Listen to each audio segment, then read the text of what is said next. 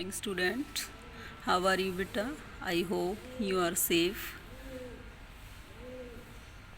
Today's topic is business study में meaning of business. आपने कल पढ़ा था कि आपकी जो एक्टिविटी होती है वो 2 टाइप्स की होती हैं, इकोनॉमिक एक्टिविटी और नॉन इकोनॉमिक एक्टिविटी। आज हम पढ़ेंगे बेटा इकोनॉमिक्स एक्टिविटी में फर्स्ट पार्ट हमारा है बिजनेस, कि बिजनेस होता क्या है और ये किस तरीके से वर्कआउट करता है, इसकी क्या फीचर्स हैं।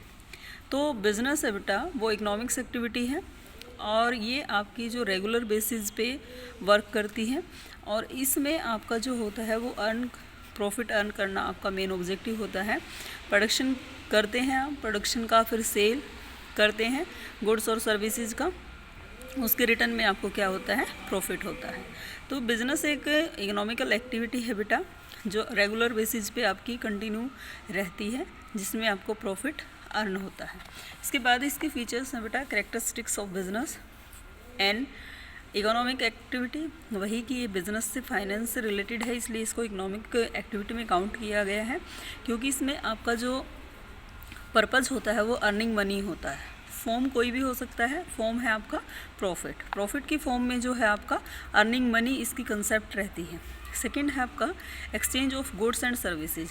इसमें हम बिज़नेस में अपनी जो गुड्स और सर्विसेज होती हैं उनका विनिमय करते हैं, बदलते हैं।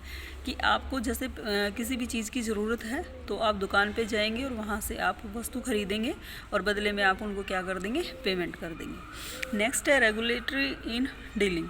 इसमें जो आपकी डीलिंग होगी, एक्टिविटी होगी बेटा वो रेगुलर बेसिस पे होगी, ठीक है। आप सेल प्रोडक्शन आपका कंटिन्यू रहेगा, प्रोडक्शन के आधार पर ही जो आपकी सेल है वो भी इसकी कंटिन्यू रहेगी। प्रॉफिट मोटिव होता है, बिजनेस का मोटिव जो होता है मेन प्रॉफिट अर्न करना होता है। इनिशियल जो पर्पस आपका मेन ऑब्जेक्टिव जो होता है वो अर्न प्रॉफिट करना होता है। एफर्ट्स जो भी किए जाते हैं, एफर्ट्स एक ही डायरेक्शन में किए जाएंगे, वो भी किस लिए, कि आपका प्रॉफिट अर्न किया जाए मैक्सिमम। एलिमेंट ऑफ रिस्क, इसमें आपका जो रिस्क है वो रहता है बेटा।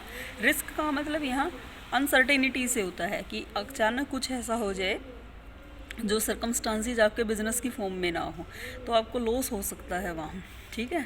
तो अनसर्टेनिटी की वजह से जो मिस्टेक हो जाए या कोई भी मिस हैपनिंग हो जाए जिसकी वजह से आपका जो बिज़नेस है उसमें लॉस होने की संभावना रहती है।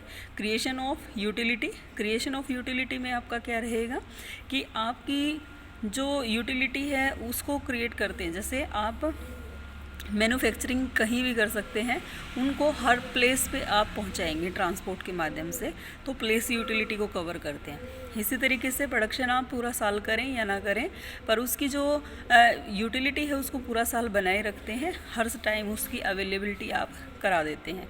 ओनरशिप की यूटिलिटी हो सकती है, पहले आप ओनर हैं, उसके बाद सेल करने के बाद जिसने उससे परचेज़ किया वो उसका ओनर हो जाएगा। उसके बाद नेक्स्ट कंज्यूमर सेटिस्फेक्शन आपका रहेगा बेटा। कंज्यूमर सेटिस्फेक्शन में आपका मेन ऑब्जेक्टिव, प्रॉफिट आप तभी अर्न करेंगे जब आप कंज्यूमर को सेटिस्फाई करेंगे।